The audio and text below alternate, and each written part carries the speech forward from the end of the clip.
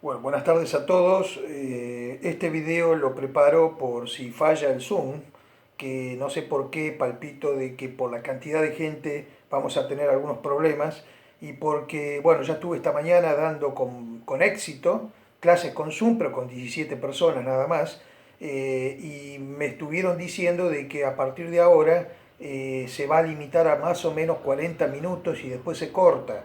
Entonces, bueno, ante esta situación complementamos con este video que trata un poco de ordenarles un poco la situación de lo que ustedes tienen que ir viendo. En principio les quiero decir lo siguiente, ya un poco retomando lo que dijo Manuel en su video. Manuel les habló de la geomorfología y de la importancia que tiene la geomorfología tanto para los geógrafos como para los biólogos. Bueno, retomar entonces el concepto de la geomorfología. No podemos empezar a estudiar una ciencia si no sabemos efectivamente qué estudia esa ciencia, es imposible. Nos ha pasado en algunos exámenes que la primera pregunta que hacemos es ¿qué es la geomorfología? Y se quedan medio como tildados, como si le estuviéramos preguntando una cosa rara, y en realidad lo único que estamos haciendo es preguntarle por la ciencia que estamos por estudiar. Entonces, muy simplemente, sin entrar en detalles, la geomorfología entonces es la ciencia que estudia las formas de modelado de la superficie terrestre. El asunto está en desentrañar el por qué la superficie terrestre presenta distintas formas. Bueno, estas formas de modelado es el producto del trabajo de dos fuerzas, las nombró, las mencionó el otro día Manuel en su video. Por un lado, las fuerzas endógenas, las fuerzas internas, las que trabajan desde abajo, desde el interior de la Tierra. La Tierra es un planeta dinámico y esa dinámica interna repercute en la corteza y genera plegamientos, genera fracturas, levanta, produce hundimientos también generando fosas. Bueno, todas esas estructuras, eso se llama estructura, y es generado por las fuerzas internas de la Tierra. Eso por un lado. Y por otro lado, las fuerzas externas o exógenas, que son las que trabajan desde arriba de la superficie terrestre, desde la atmósfera, y que son las encargadas de modelar, de erosionar, de desgastar justamente eso que construye y edifica las fuerzas internas.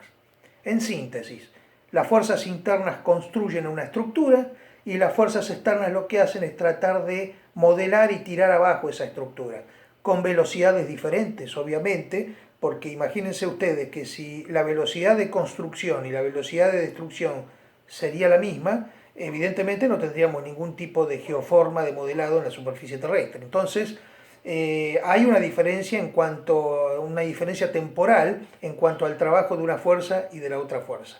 Pero esas son las dos grandes fuerzas que a nosotros nos interesan. Las fuerzas endógenas para edificar una estructura y las fuerzas externas para justamente desgastar y darle forma a esa estructura.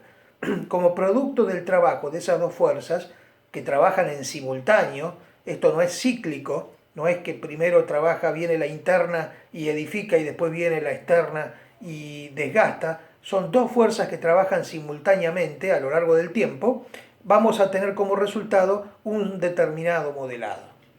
Entonces, el programa de estudio está organizado en función de estas dos fuerzas.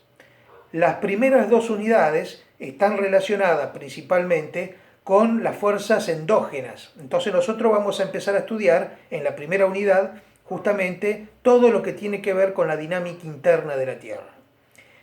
Para esto, primero, ¿qué tenemos que hacer primero? Bueno, primero vamos a tener que estudiar un poco la estructura interna de la Tierra. Por eso yo les pedí que bajen el libro de Tarbuk, el libro de Tarbuk en su capítulo 12, que se llama El interior terrestre. Acá lo tienen el libro, miren, Ciencias de la Tierra.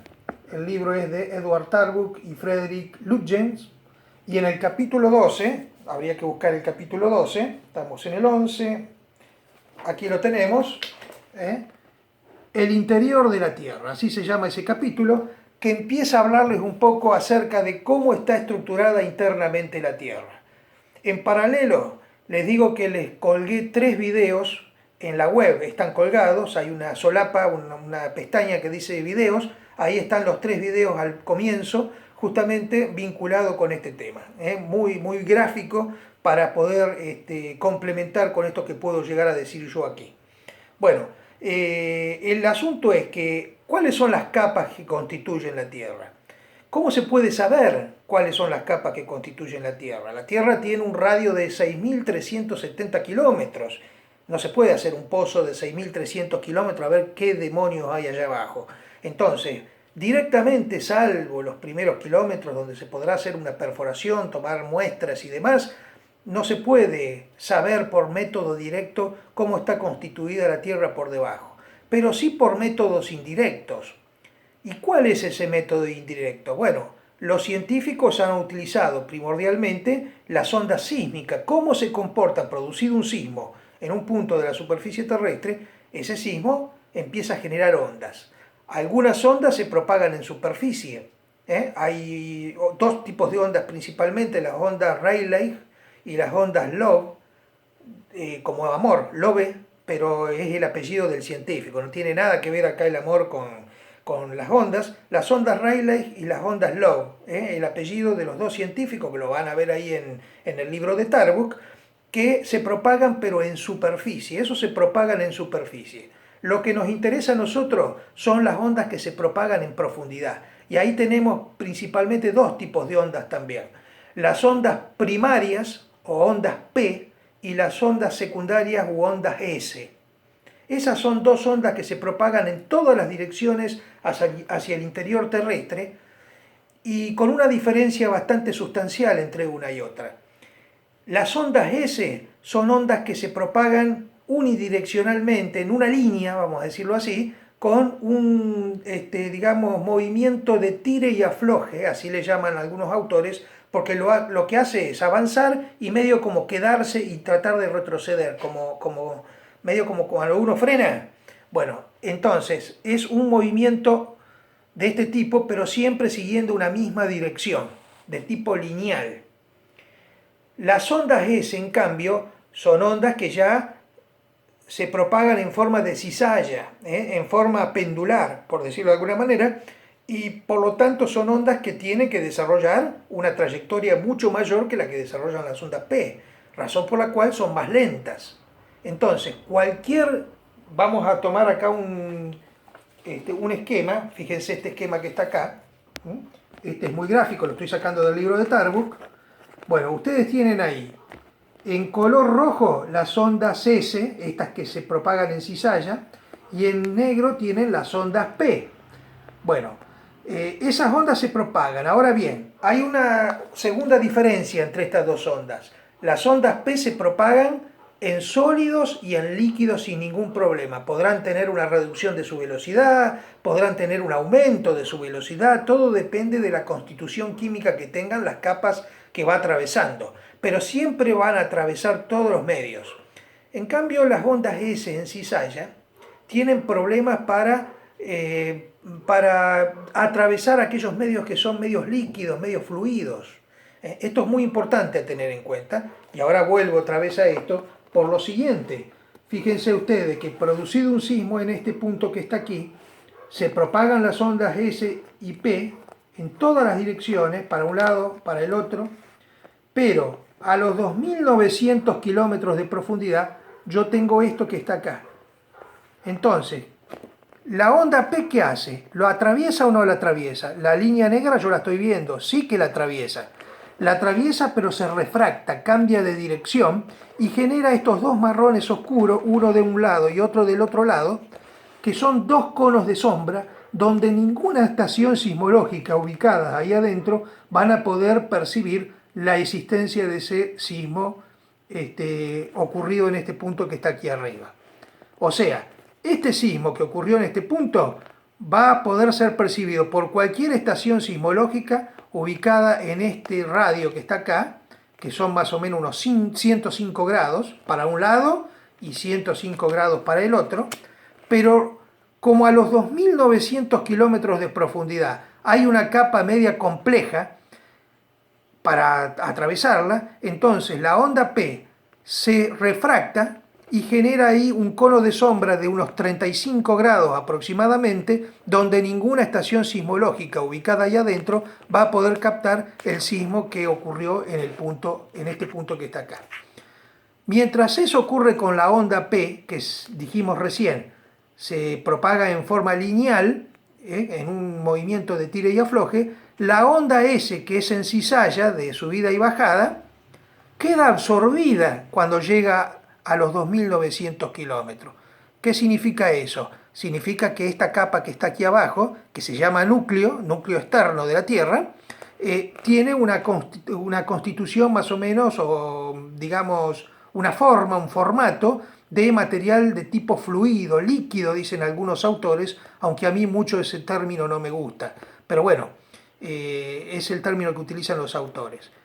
Más adentro, en un color más o menos amarillo, tengo la otra parte del núcleo, que es el núcleo interno. Pero ese núcleo es sólido, no es líquido. Es decir, desde la superficie hacia el centro de la Tierra, tanto la temperatura como la presión va en aumento. Hay un aumento gradual, de manera tal que las temperaturas aquí en la parte central superan los 6.000 grados de temperatura, tendría que estar todo fundido, pero las presiones son tan altas. Es decir, si todo dependería, la fusión de un material dependería únicamente de la temperatura, y la mayor parte de la Tierra sería prácticamente un material fundido. Sin embargo, como también depende de la presión, y con el aumento de presión aumenta también la temperatura de fusión de los materiales, ya aquí en el centro de la Tierra el material está en estado sólido debido a las muy altas presiones que allí se encuentran. Entonces, ahí ya tenemos un elemento, un comportamiento, esto es una discontinuidad, se llama discontinuidad, la descubrió Gutenberg y por lo tanto se lo conoce con ese nombre, la discontinuidad de Gutenberg a los 2.900 kilómetros de profundidad, que separa el núcleo de la Tierra, dividido en núcleo interno y núcleo externo. El núcleo externo entonces es fluido, y el resto, que ahora vamos a ver cómo se conforma. ¿Qué pasa con el resto? Con los primeros 2.900 kilómetros. Bueno, hay otra discontinuidad que aquí no se ve, voy a volver con la cara, que es la discontinuidad de Gutenberg. Hay una pequeña discontinuidad que se encuentra en los primeros 30 kilómetros de profundidad, que se conoce con el nombre de discontinuidad de Gutenberg. Bueno, esa discontinuidad divide esos primeros 2.900 kilómetros en otras dos capitas, una que se llama corteza y otra que se llama manto de la Tierra. Conclusión: en función de esas dos grandes discontinuidades, que aquí el libro de Tarbuk se las explica muy bien por separado una y otra, la Tierra está constituida de tres grandes capas: la corteza, el manto y el núcleo de la Tierra. Esas son las tres capas desde el punto de vista químico. Esa es una estructura interna de la Tierra desde el punto de vista químico, según su composición química. Lo podemos ver desde el punto de vista dinámico también. Entonces, ¿qué es lo que ocurre? Esa corteza, que es muy delgadita, apenas si tiene 30 kilómetros promedio, 30 kilómetros promedio de espesor, es como la cáscara de una naranja, en comparación con los 6.370 kilómetros de radio que tiene la Tierra. Nada más que unos 30 kilómetros de promedio es como la cáscara de una naranja. Bueno, eso, más los primeros aproximadamente 100 kilómetros del manto, constituyen una capa rígida que desde el punto de vista dinámico se le da el nombre de, y así lo tienen aquí en el libro de Tarbuk, de litósfera. Esa es la litósfera, que tiene la particularidad de estar conformada por rocas rígidas y que lo conforman la corteza y los primeros kilómetros, aproximadamente 100, del manto. Debajo justamente de esa litósfera hay una segunda capita del manto que se llama astenosfera, que es muy pero muy importante porque ahí radica la dinámica de la Tierra, que a nosotros nos importa para ver de qué manera repercute y genera estructuras sobre la corteza que está más arriba. Se llama astenosfera y ahí ocurren movimientos dinámicos que ya vamos a ver un poquito más adelante. Y bueno, después de eso ya viene la mesósfera, en lo que queda del manto, y lo que sería el núcleo, en la primera clasificación que les di aquí, esto que está a partir de los 2.900 kilómetros, todo esto que está acá y el amarillito también, eso se lo conoce con el nombre de endósfera, así le llaman los autores, desde el punto de vista dinámico. En síntesis, la estructura interna de la Tierra puede ser conocida según cómo se manifiestan las ondas sísmicas en la profundidad. Y se lo puede ver desde dos puntos de vista, desde un punto de vista estático o químico, en donde la Tierra se divide en un manto, una corteza, un manto y un núcleo, y desde el punto de vista dinámico, en donde la Tierra tiene una litosfera, una astenosfera, una endósfera, una mesósfera y una endósfera en la parte central. Esas son las capas que le va a presentar acá el libro de Tarbuk, que es muy leíble y en todo caso cualquier dificultad me hacen las consultas por el Facebook.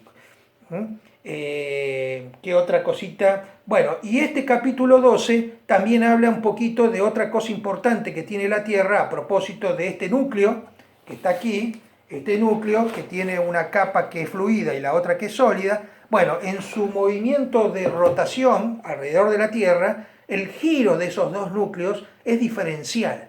Entonces la Tierra se comporta como una dínamo y genera, a partir de este mecanismo, fuerzas que se conocen con el nombre de fuerzas magnéticas, que se irradia por los polos y genera a la redonda alrededor del planeta Tierra todo un campo magnético muy pero muy importante, porque evidentemente es el primer gran filtro que tenemos para la radiación solar. La radiación solar se desvía cuando se encuentra con este campo magnético, así que es muy importante desde ese punto de vista y también muy importante para las investigaciones que van a venir desde la década del 50 en adelante, donde el paleomagnetismo jugó un papel sumamente importante. Eso es el capítulo 12 del libro de Tarbuk que yo les dije que empiecen a leer. Antes de ir al capítulo 13 y 14, yo les recomiendo, viendo un poquito más detalladamente el tema, que vayan al capítulo 2. El capítulo 2 les va a servir también para lo que tienen que hacer con Manuel. Entonces, el capítulo 2, yo me voy al capítulo 2, empieza a analizar a partir de esa estructura interna de la Tierra que estudiamos en el capítulo 12, el capítulo 2 empieza primero con las primeras teorías de los primeros científicos que empezaron a visualizar de que los continentes no estaban quietos, que no eran estáticos, que se movían. Esa primera teoría, vieja ya, pero que todavía en cierta medida en algunas cuestiones está muy vigente, es la teoría de la deriva continental. Esa teoría se plantea a principios del siglo XX, aproximadamente entre 1912 y 1922. Esos es digamos, los 10 años de investigación del científico alemán Alfred Wegener, un meteorólogo alemán que se puso a estudiar precisamente, a descifrar esta cuestión que a él le hacía mucho ruido, empezando primero por el tema de los contornos continentales. Él vio que los contornos continentales realmente eran muy parecidos y encajaban más o menos como si fueran un rompecabezas. Salvando las diferencias de los procesos erosivos que evidentemente modificaron las características de esas costas. Pero más adelante, ya en la década del 60, se hizo este tipo de encaje con los bordes de las plataformas continentales que están por debajo del agua, que no han tenido tantas modificaciones y donde el encaje ha sido mucho mejor todavía. Eso fue lo primero que le llamó la atención. Pero después Wegener hace una serie de estudios de tipo de los fósiles, recolecta fósiles y ve ciertas similitudes, porque Alfred Wegener fue el que planteó aquello de la existencia de la Pangea, de ese único gran continente que existió allá por el fines del Paleozoico, comienzos del Mesozoico. Pangea que se fragmenta en partes y esas partes empezaron a derivar y empezaron a movilizarse en distintas direcciones hasta las posiciones que tienen hoy en día. Entonces, para poder probar eso, ¿qué hizo Wegener? Hizo estudios, entre otros, de fósiles para ver las similitudes en los fósiles de un continente, por ejemplo, de los dinosaurios, por ejemplo, de los helechos que habitaban aquellos tiempos las tierras del Paleozoico, fines del Paleozoico y comienzos del Mesozoico, y había una similitud enorme entre todos los continentes.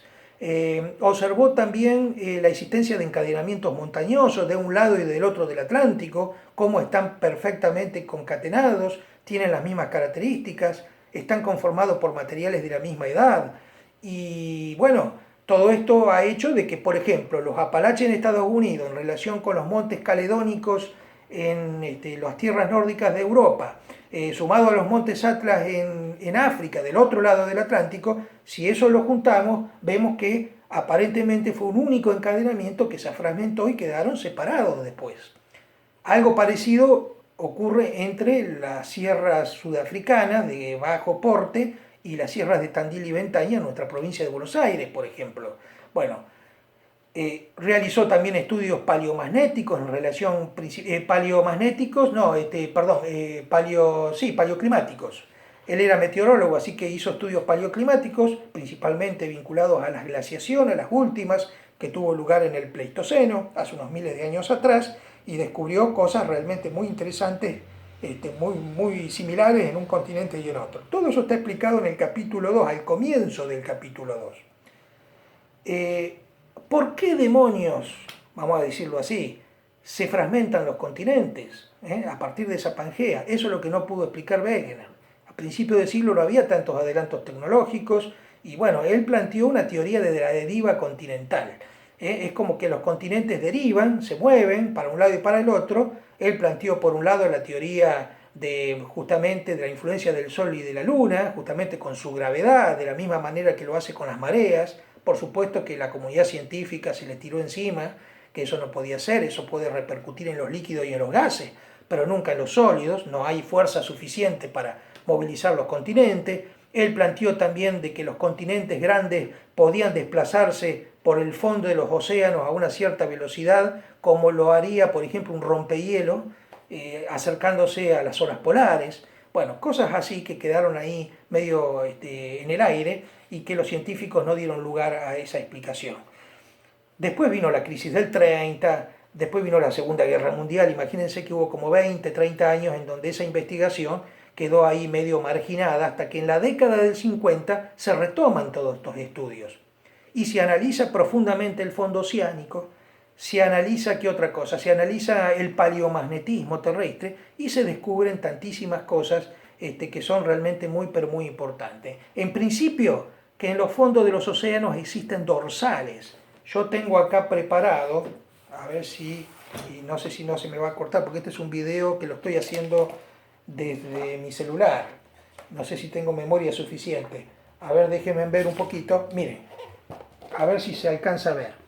Fíjense ahí, por ejemplo, entre África y Sudamérica, en el centro del océano Atlántico existe una dorsal, que no es una cordillera, es una anexión de material, un material que sale a partir de una rotura, un rift, así se llama, como una falla que hay ahí en la parte central, en donde emana material basáltico, material proveniente del manto superior, y se desparrama y se deposita a ambos lados de ese rift central, generando entonces una dorsal. Lo mismo acá en el Pacífico, miren, ahí tenemos toda esta dorsal, lo mismo acá en el Atlántico y lo mismo acá en el Índico. Es decir, que las dorsales están presentes en los océanos, eso por un lado. Se supone que ese es el punto, no se supone, es así, que en donde Sudamérica y África estaban en un principio. O sea que desde este punto, fractura mediante, ¿qué hizo el continente sudamericano? Se movilizó para este lado.